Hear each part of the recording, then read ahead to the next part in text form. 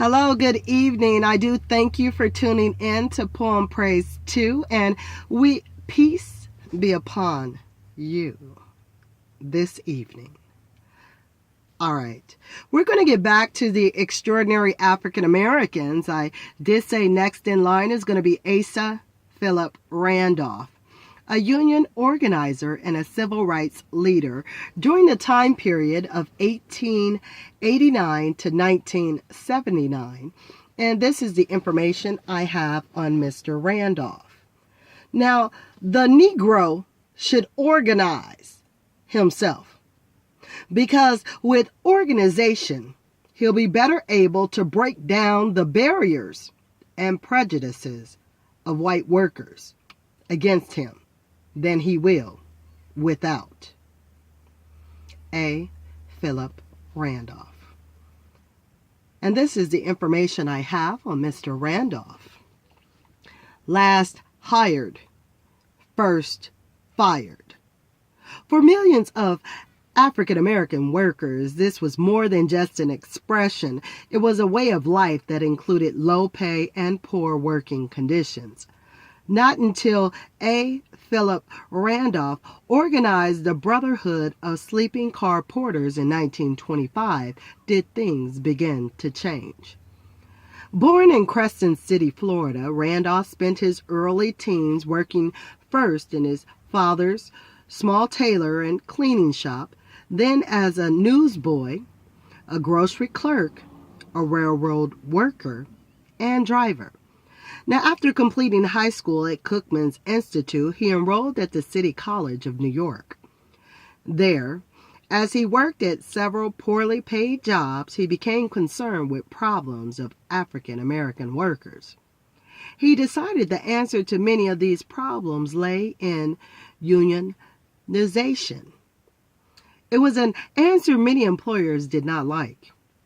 They did not want organization to protect workers' rights. As a result, Randolph was often labeled a troublemaker and fired from his job. Now, during World War I, Randolph tried, but failed, to organize the shipyard workers. Later, he was successful in organizing the Pullman Company's railroad porters and maids. The formation of the Brotherhood of Sleeping Car Porter in 1925 was only the first step. However, the Pullman Company hired detectives to spy on workers and fired more than 500 people who were active in the union. So they hired detectives and they fired more than 500 people. Let's see if this affected the business.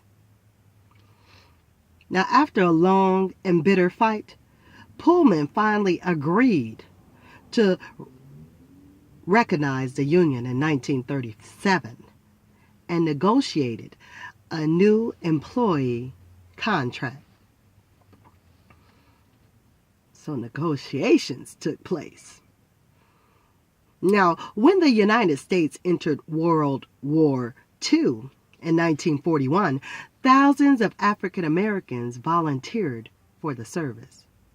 Placed in segregated units, black soldiers faced many of the same discriminatory practices common during World War I. Now, in the private sector, African Americans were refused jobs in defense industries because of their color.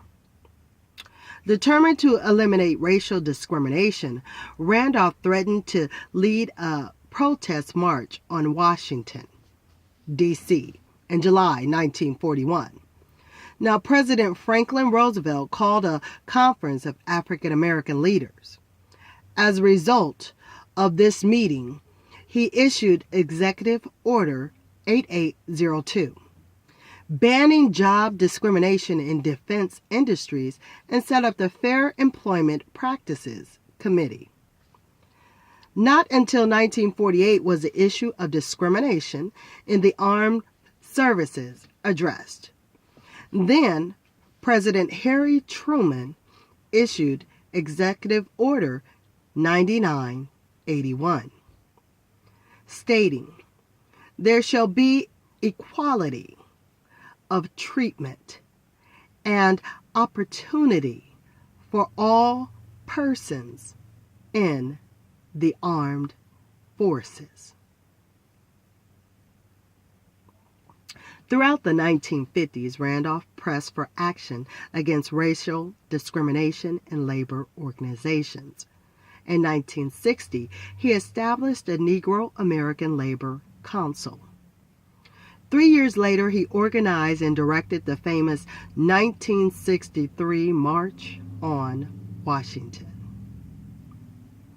It marked the highlight of his career, as over 250,000 marchers took to the streets to demand civil rights legislation. The demands that Randolph set forth for African American workers were simple: equal opportunity, equal pay, and equal treatment.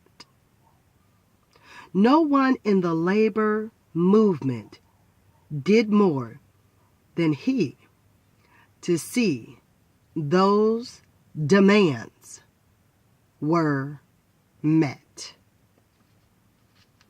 So certainly, thank you, Mr. Randolph, for that. And that does complete the information I have on Mr. Asa Philip Randolph, the Union organizer and civil rights leader during the time period of 1889 to 1979. I would like for you to stay tuned to Poem Praise 2. Our next extraordinary African American is going to be Charles Richard Drew. Yes, a physician and a scientist during the time period of 1904 to 1950. So please stay tuned and be blessed until I speak with you in a little bit, okay? All right, y'all. Later.